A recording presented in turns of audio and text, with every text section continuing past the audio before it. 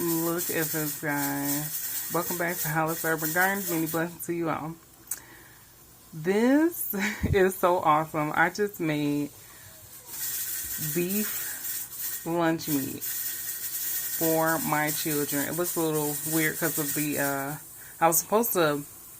it was one recipe that I had for me to use, what do you call that? The clear wrap, and I twisted it, but then when I opened the package, there was a plastic bag I used also.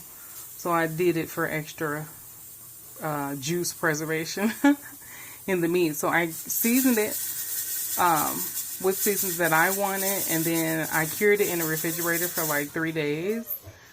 And this is how it came out. This was from Chuck Roast. Grass-fed Chuck Roast. Look at this.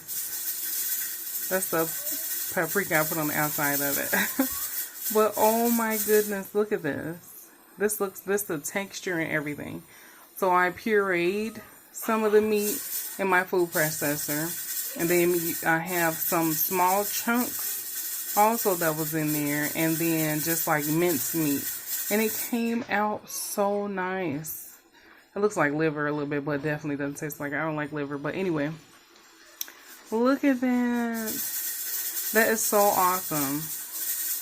Lunch meat for the littles at home without that pink curing salt. Well, what is the nitrates and nitrites? Made at home with our own seasonings. And look how this came out. This is so awesome. You can do it too. That's pretty cool, guys. I'm so excited about it. I know you can probably tell because definitely just posted it. Well, going to post the video. I'm super excited, but check it out. I got this thing on Amazon. I have to use this to, I use this to push it down, and they have the little thermometer in it. I said it, but this was so awesome.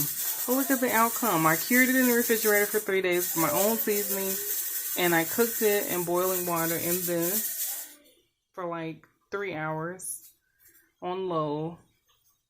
And look at that. It tastes amazing. It tastes really good. The kids love it.